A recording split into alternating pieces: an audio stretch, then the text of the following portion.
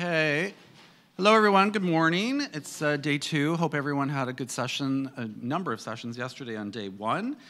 Today's keynote plenary speaker is Dr. Erik Denison. And Erik is a research fellow with Monash University's Behavior Change Institute, Behavior Works, and with the Faculty of Education.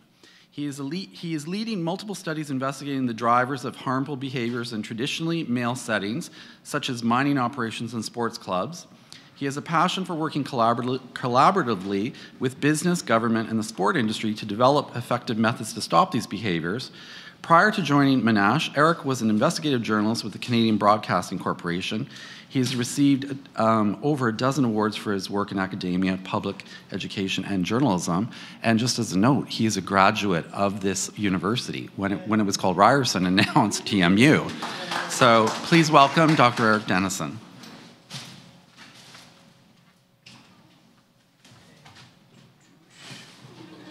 Thank you.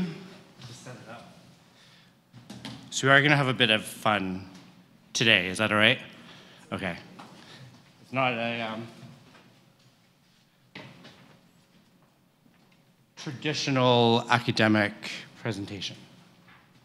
That is the clicker. There it is. Cool.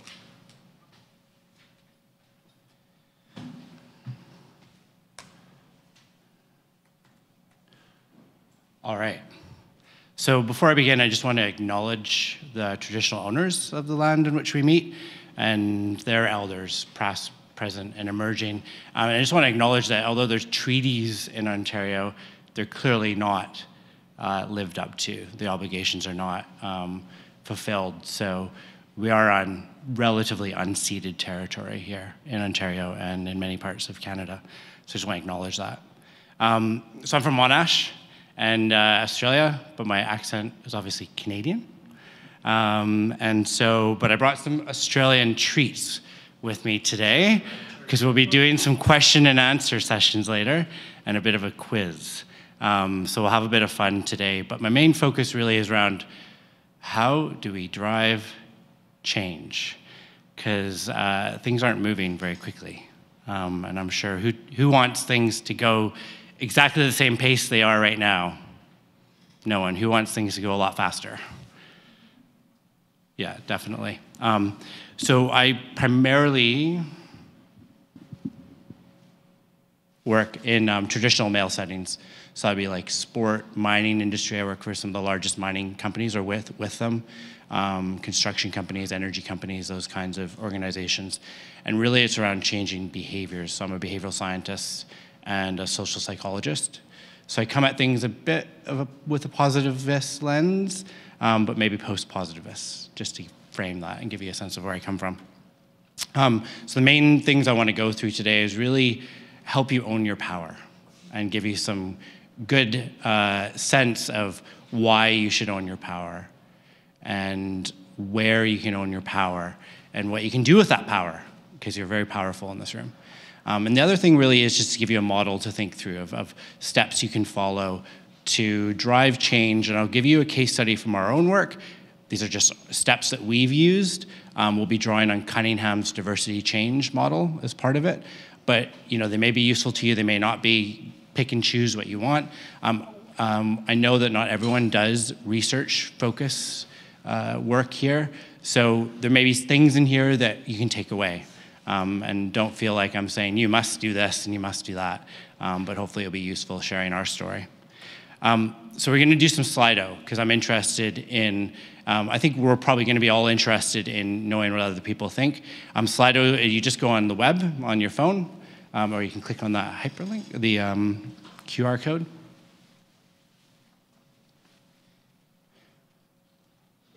And enter in that number. And those online, we'll leave the poll open if you want to contribute. So we'll be able to see over time what people vote on and what they say. Probably not the first one, because I ask you what you did last night. So those online, probably not as relevant. Everyone all good with that? So go to the first question, just a fun one, just a warm-up question. What did you do last night? Let's see what we all got up to.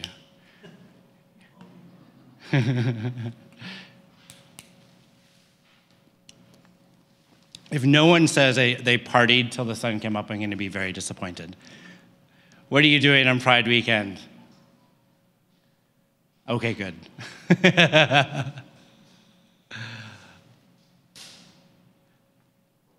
A bit of fun. So tired. Yeah, I was pretty tired myself. Today is day 3 of jet lag, and day 3 sort of is always. What is that? Is there a reason? Anyone know? No. So sort of I'm just entering day 4 right now. Cool. So just to get a sense of who's in the room, I'm curious what kind of job you do. And the reason for that is I don't want to present today in a way that isn't tailored to you. And that's obviously really important. And so what I'm sharing, I'll make sure it's useful to everyone in the room. I'm sorry, I should have put student up there. But if you're a student and you're a PhD, mostly research. Unless you do a lot of teaching, which I used to do a lot of teaching.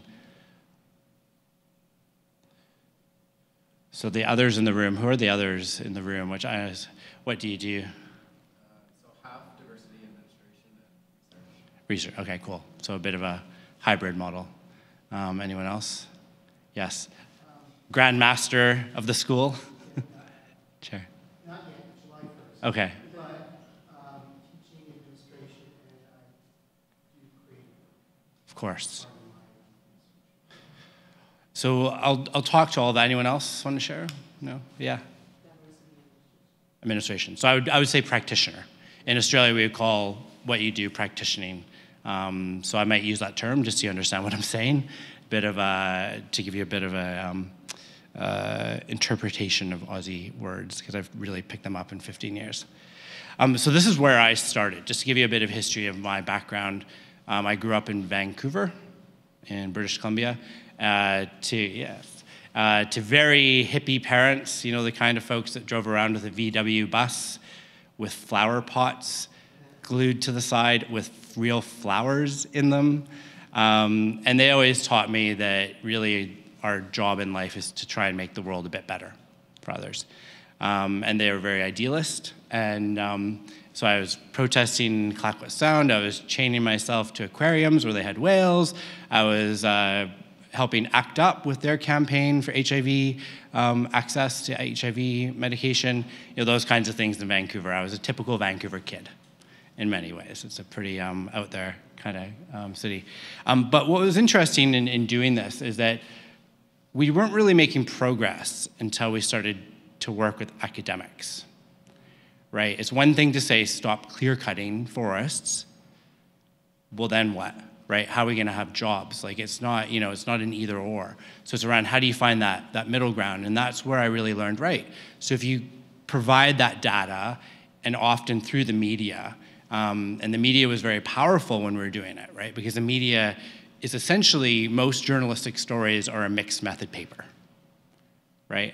They have a real person or real people, they have some data in there, some statistical data generally, and it's a narrative, right? So it's a mixed method or qual paper with some statistics. And so I really learned the power of that if you don't have the media on side, if you don't have that evidence, you're not gonna drive meaningful change. And then we did have quite a few successes in terms of, you know, they stopped clear cutting and logging in Clayoquot Sound and gave it back to the traditional owners to manage, and other wins, which I'll show you. But that's where it really became interested in journalism. But primarily journalism, I probably should have just gone into academia then, because really it was, why did I want to go into journalism? Is to provide that proof and evidence, to do that research. So I became a health and science journalist. This is probably the story I'm most proud of. So I was CBC, which is the public broadcaster here, to their credit, was the first outlet to send a reporter to Fort McMurray, which is where all the oil is, to do a critical story on the oil sands. Everyone else was doing these wonderful stories about the billions of dollars being spent.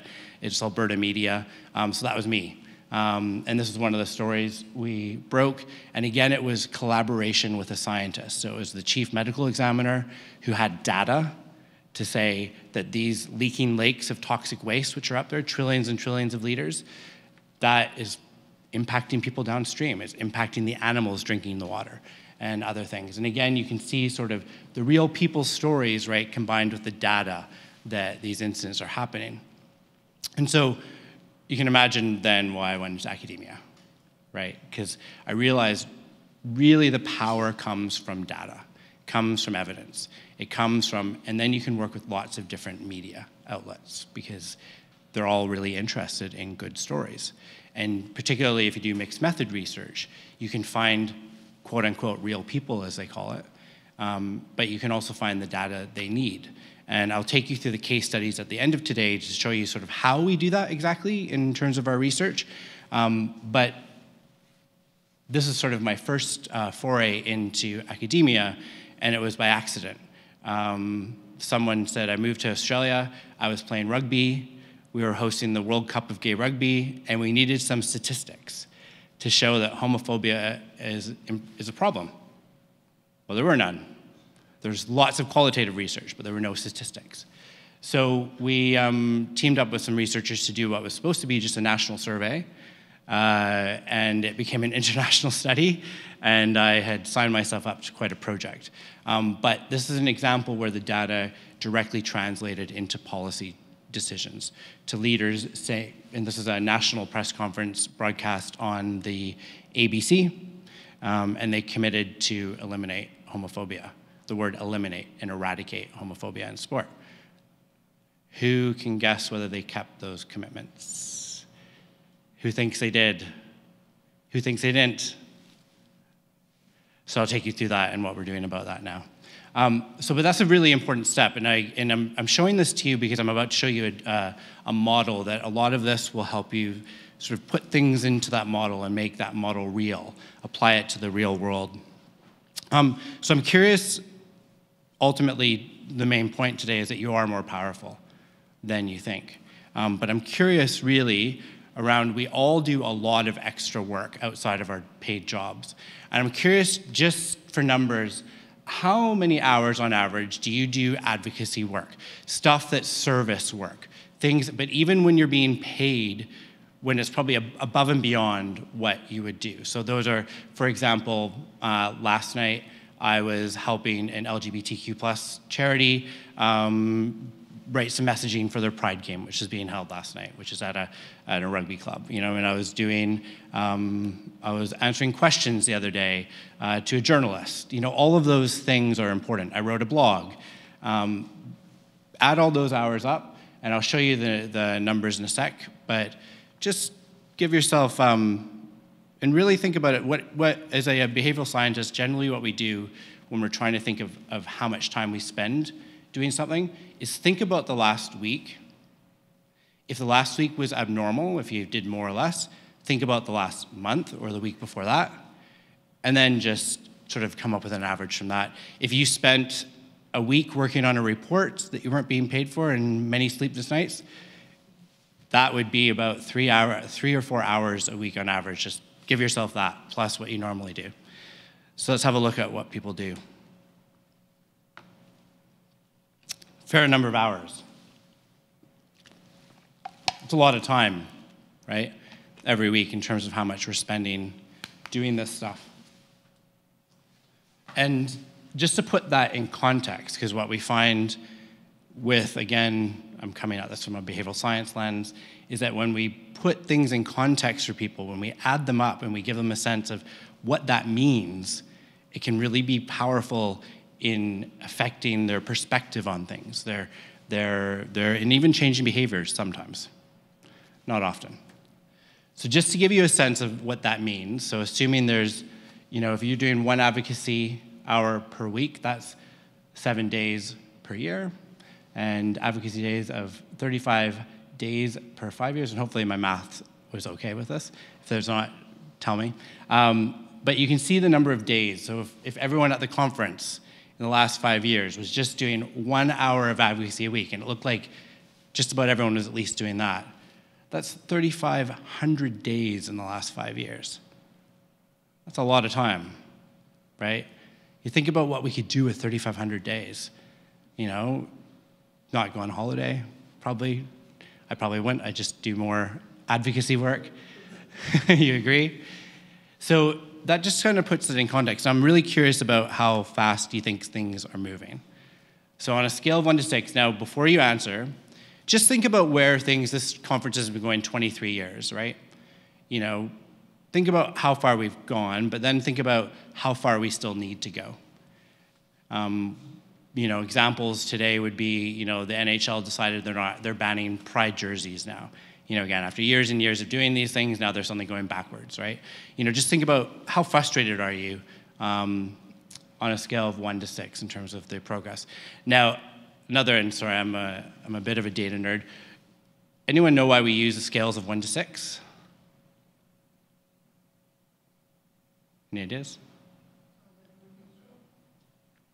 So if you're using a Likert scale of 1 to 5, what does 3 mean? Does 3 mean neutral, or does it mean 3 out of 5? Right? Am I angry 3 out of 5, or am I indifferent? They're very different things, right? So we're not quite sure where the 5 scale came from, and so we don't use it at Monash. And the reason why is because you're asking people a question, you want their opinion. You wouldn't be asking them a question if they didn't have an opinion.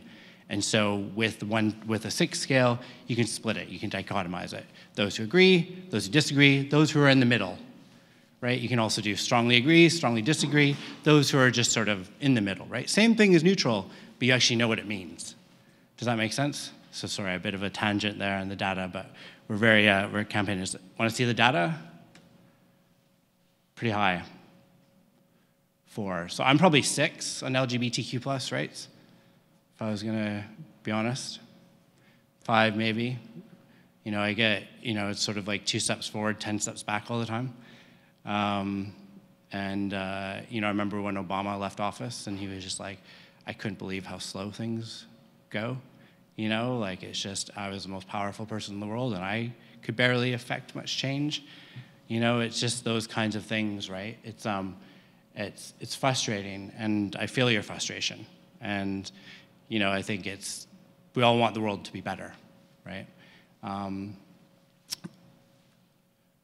So remember that time, right? So if we're that frustrated at 4 or 5, a lot of us are 4, a few of us are 5, a few of us are 6, we might as well figure out how can we use our time more effectively, because things are not changing as much as we want them to. And I think this report is just, you know, it's mind-blowing, right?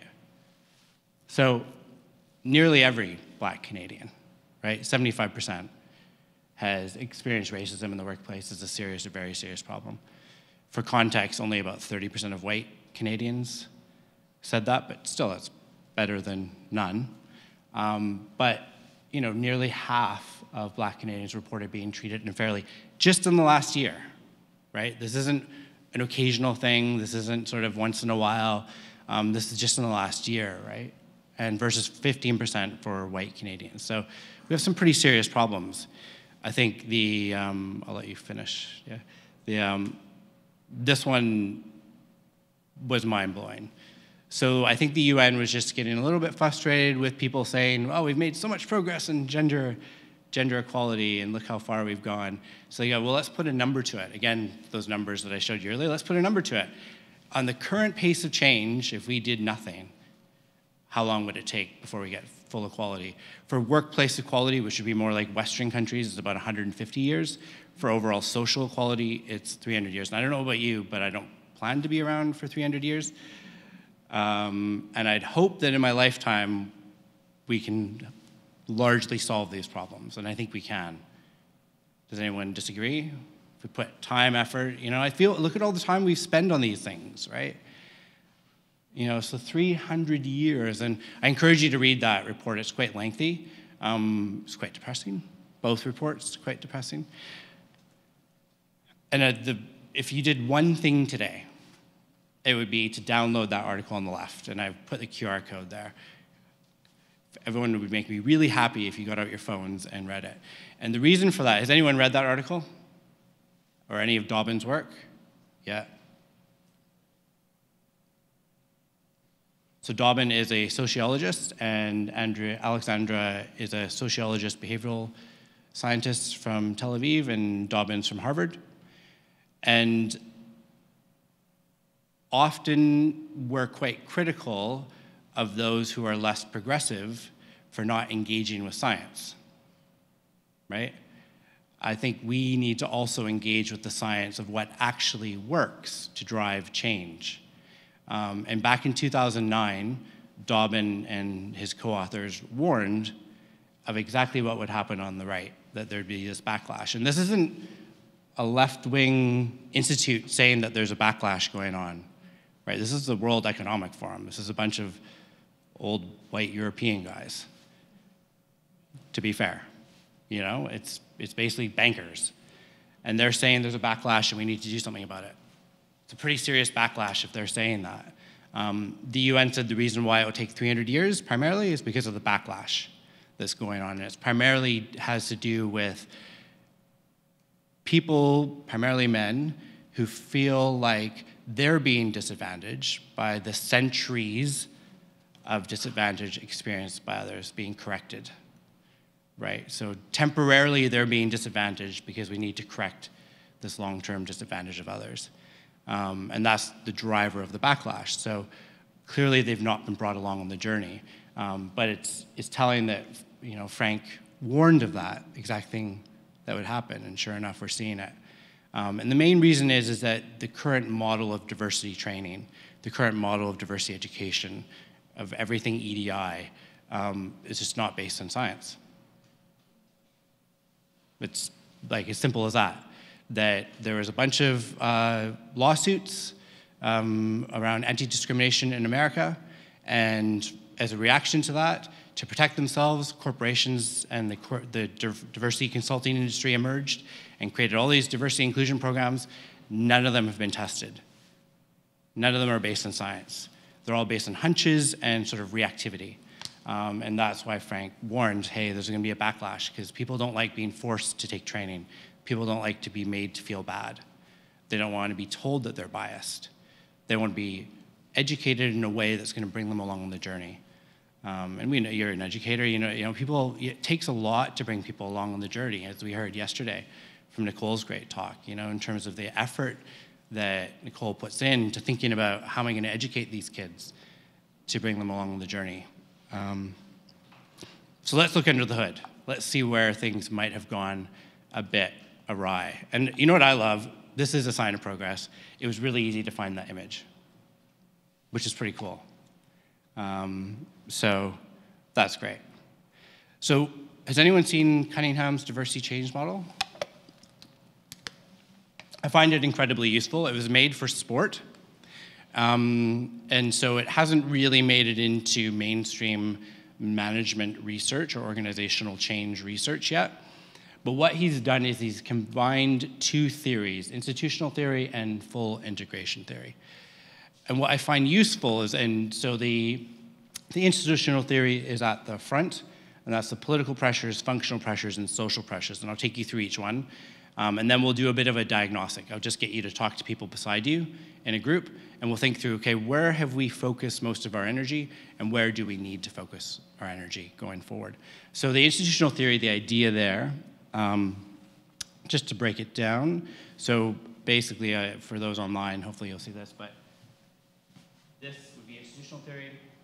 This is the full integration theory that was developed by Oliver. So deinstitutionalization, the idea there is what we saw with Black Lives Matter, Me Too, Pride initiatives. You know, I was pretty disheartened yesterday when I saw an ice cream company putting up rainbow on their Purdy's ice creams as if like they're doing anything. It's just, we've got rainbow ice cream, yay, look at us. You know, it's talk about co-opting an issue in a community. But the idea is that organizations, the deinstitutionalization just means that they realize that their institutional processes, their structures, their systems need to change. And that generally occurs because of external pressures. So that can mean political pressures, government regulation,